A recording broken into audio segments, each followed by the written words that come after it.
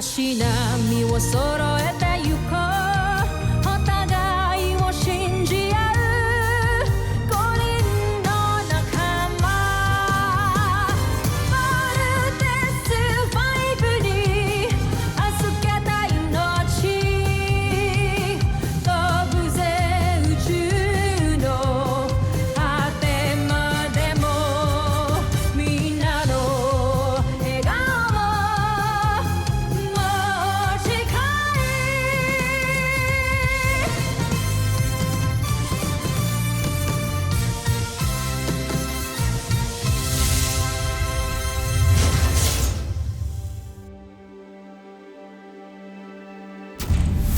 Ang nakaraan sa Voltes 5 Legacy. Napakawalang kwenta nga ng mga sandata ng planetang ito. Bolt's team, you are the last line of defense. Bakit parang natatalo na yata tayo? Bakit ka nabigo? Huwag mo akong ipahiya, Zardos. Pinapakilala ko mga bago nating kampiyon. Yan si Baizanger. Wait for it back! Sige pa! Pasangin mo ang lahat ng umaatake sa atin. Team, your mother's hurt. Kailangan tayo ni Mama. Bumalik na tayo sa camp. Kailangan natin mahanap yung Beast Fighter. I'm so sorry, Richard. I have to do this for my sons. Hindi ko sila pwede pabayaan. Mama nyo nagpapalipat ng fighter jet na yan. No! Let my sons go!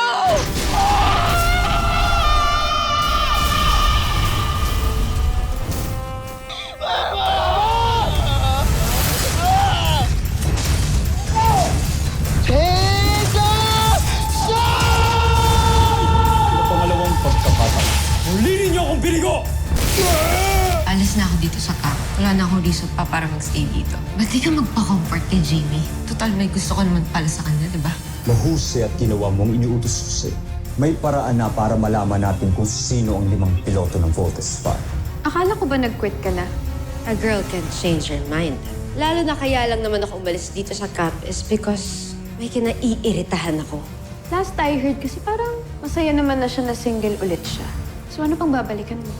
Hindi ka iniwan ng nanay mo at hindi niya nabando ng tatay. Hindi masamang ina ng nanay mo. Namatay siya dahil sa pagmamahal niya sa iyong ama. So sana mag-sorry sa inyo, pati sa mga masasabang nasabi ko sa mama niyo. Naiinggit kasi ako sa inyo. Lagi ko kasi nakikita kung gaano ka-ideal na mother si Mrs. Armstrong. Kagaya rin pala ng mama niyo yung nanay ko. Pareha silang nag-sacrifice ng buhay nila para maligtas ang family nila. Sorry talaga, and I hope maging okay na tayong lahat. Ilabas mo na! Nais ko na siyang makilala. Masusunod, Joke. Nais kong ipakilala sa inyo si Gardo, ang aking magiting at mahusay na Beast Fighter. Anong laban ni Gardo kay Voltes 5 na may laser sword? Si Gardo ay nilahukan ko ng pamamaraan ng samurai. Kaya't mas biyasa siya sa paggamit ng espada. Nalingid sa kaalaman ni Voltes 5. Maging ang kanyang laser sword ay walang magagawa laban kay Gardo. Gawa sa Gilamaano ang kanyang espada. Kilamaano, isa sa pinakamatibay na bakal sa buong kalawakan. Siyang tunay, Jomfre. Mas matibay pa ito sa bakal na ginamit kay Voltes 5. Kaya't sinisigurado ko, hindi na niya tayo matatalo. At hindi lang yon. Ang selula na ginamit ni Draco na ilalagay sa utak ng Beast Fighter na si Gardo ay ang siyang mas lalong magpapagaling sa kanya sa paggamit ng kanyang espada. Kahusayan na tiniyak kong mas hihigit pa kay Voltes 5. Mukhang si Gardo na nga maghahandog sa atin ng tagumpay, John. Aasahan ko ang tagumpay, Gardo! Ipaglaban mo ang karangalan ng buwan!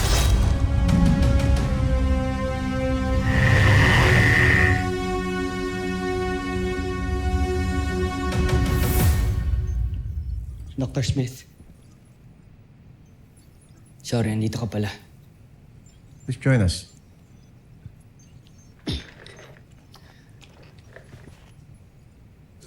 Tinuturuan lang ako ni Dr. Smith magkinsugi. Pero if kailangan mo siya kausapin, pwede naman ako na. Stay. Baka kailangan mong marinig tong sasabihin ko.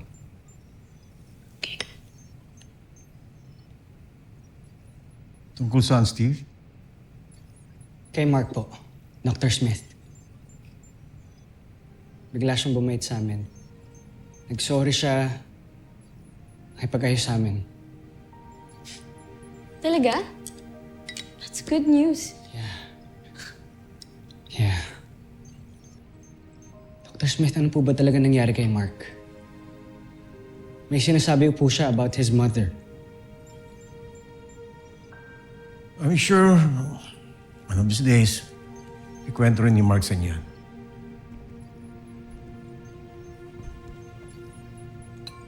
Huwag na sa akin manggaling.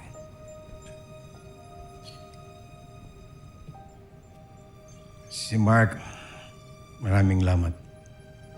Pero there's nothing or no one broken is beyond repair. Just like this ball. Kinsugi.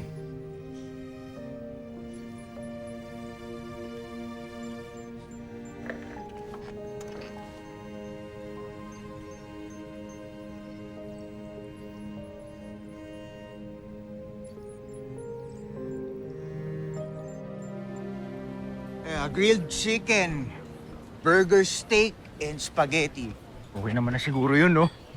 Do, order mo pa lang yun. Akin nga taco salad lang, di ba? Mukhang ma-enjoy mo lahat ng mga in-order mo na food kasi ang dami-dami nun.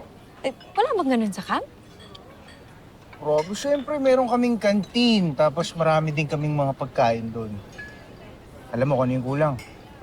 Ano? Di ikaw. Ang galing-galing ng bola, ha? Alam mo, for sure, ikaw, ang dami-dami mo sigurong girl sa camp.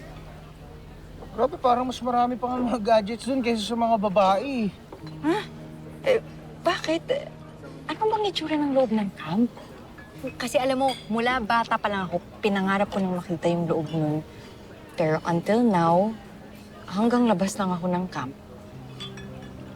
Alam mo, matutupad na yung pangarap ko na yan. Dadaling kita sa camp. Os, pwede ba ako dun? Oo naman. Basta kasama ako. Malakas ako dun. Tsaka, lakas ka sa akin eh. Promise yan, ha? Oo, promise.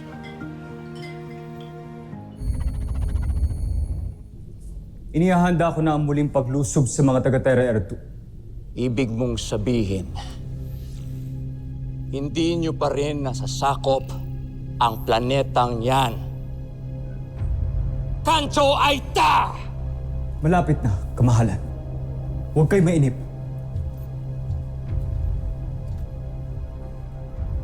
Kaliit-liit na planeta. Hindi nyo matalo. Anong klaseng pinunong mananakop ka, Zardos? Ginagawa ko ang lahat ng aking makakaya. Kung ginagawa mo ang lahat, matagal nyo na sanang nasakop ang Terra Air 2. Naiinip na ako.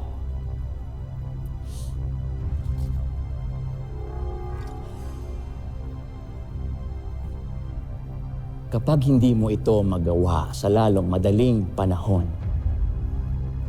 tatanggalin ko ang paghirang ko sa iyo bilang prinsipe ng Buzan. At isasama kita sa mga kauri mo, mga alipin kagaya ng ano mo!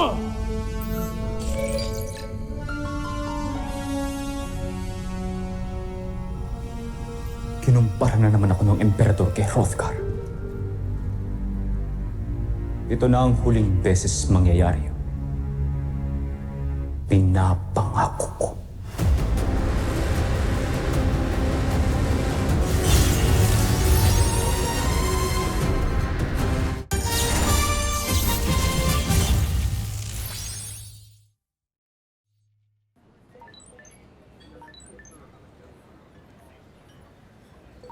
Wait lang ha.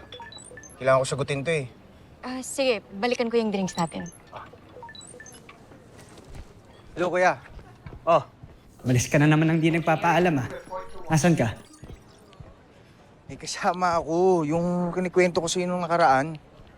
So, nakikipag-date ka pa ngayon? Big Bert, may training tayo. Huwag mong sayangin yung pagkamatay ni Mama, ha? Oo na, sige na. Just give me 2 hours, okay? What? Anong 2 hours? Bumalik ka na ngayon, ha? Hello? Masyadong malakas yung daming mga nag-scooter dito eh. Chappy ka, hello? Alam kong naririnig mo ako.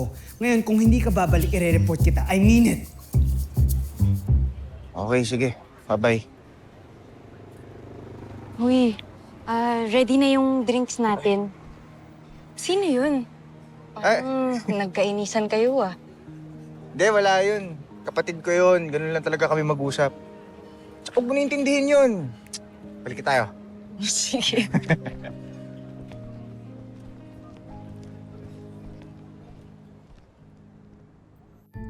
Nasisiguro kung tataas ang ranggo natin sa oras na matalo ng ating beast fighter si Voltes 5. Kaya dapat lamang na paghusayan ni Gardo. Siguradong ako ang mauupo sa tabi ni Prinsipe Zardos. Sa oras na matalo natin ang mga taga-Terra Earth. Mataas masyado ang pangarap mo, Draco. Baka nakakalimutan mo. Ako ang utak ng mga armas ni Gardo. Kaya ako ang dapat umupo sa tabi ni Prinsipe Zardos. Maaaring ikaw ang utak. Ngunit ako pa rin na nakapag-isip kung saan ibabase ang abilidad ng pakikipaglaban ni Gardo. Kaya't ako ang nararapat sa tabi ni Prinsipe Zardos. Alam mo, ikaw, mayabang ka rin talaga eh, no?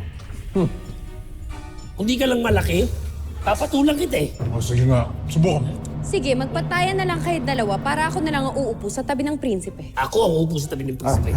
Ako ang gumawa kay Gardo. Ako ang upo! Ako! Homsak! Jomfrey. Aga-aga niyo magdiwang wala pa kayo napapatunayan. Patawag sa iyong narinig, Joffrey. Masyado lang kaming kumpiyansa na matatalo ni Gardo si Voltes 5. Kung ganun, aasahan ko ang tagumpay, Draco. Umayo kayo't wasakin si Voltes 5 para sa karangalan ko at ng buong busa. Masusunod, Jo.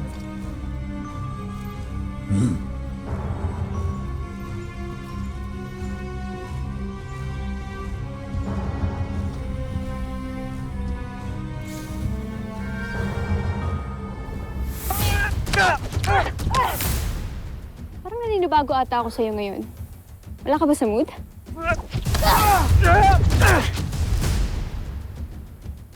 Paano ba naman ako gaganahan? Kalagitnaan ng date namin ni Judy, pinauwi ako ni Kuya. So, ibig sabihin, pwede akong manalo today. Siyempre, hindi ako magpapatalo sa'yo. Jamie Robinson.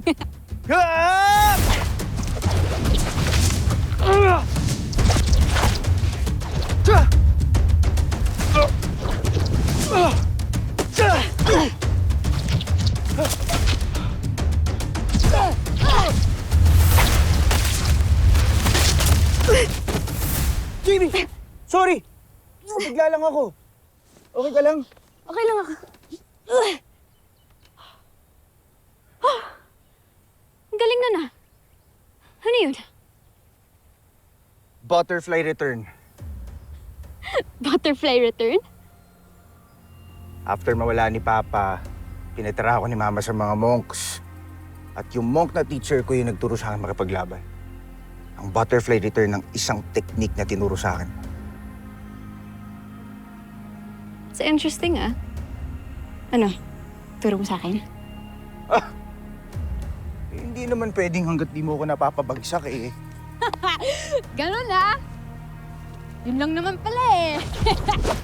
Let's go!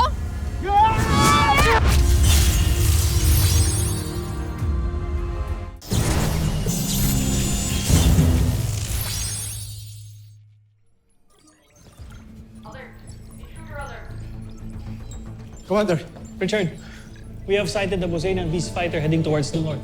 Papuntang general direction ng Camping Falcon. What? Sound the alarm. Call the Voltes 5. Makatake naman ang Bosanian. Ay, sir. Battle station!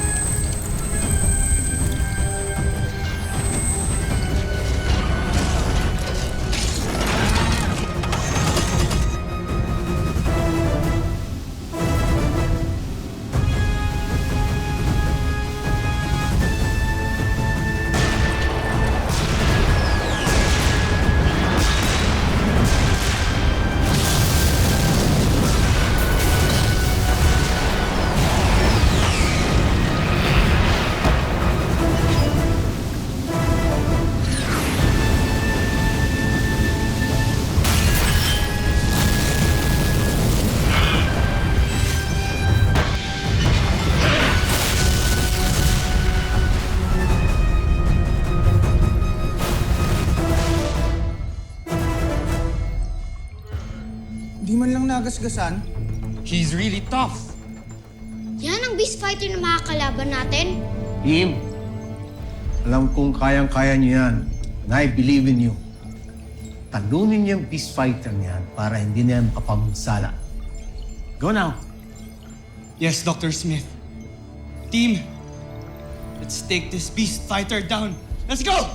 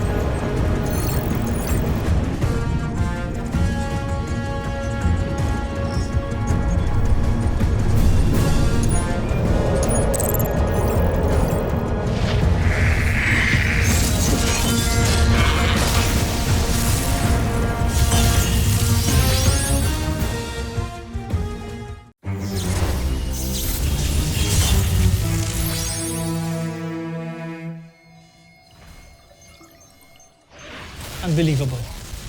Akala ko malakas ng mga pinadala ng mga kalaban. Hindi pa pala. Tignan mo, parang naglalaroan lang tayo. The Busenes are back with a vengeance. Kinakabahan ako para sa Voltes team. Don't worry, Commander. Alam nila what to do. Just trust them.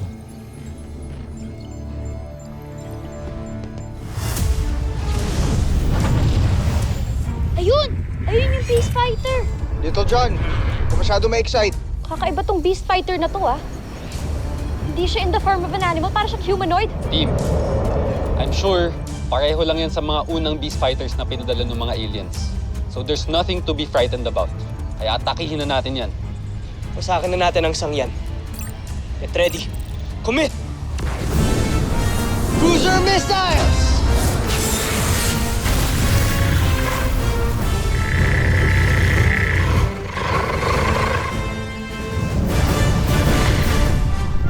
Aerial bomb!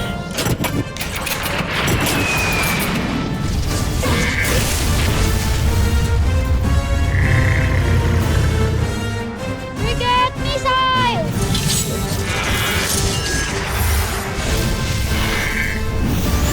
Thunder cutter! Panzer knuckles! Rock boomerang! Napakabilis niya. Ang hirap din tamaan. Ang angas ah. Kuya, nakabase ang fighting style niya sa isang samurai warrior. Guys, kailangan natin mag-ingat. I agree, Big Bert. Pero kailangan natin tuloy ang laban na to. Roger!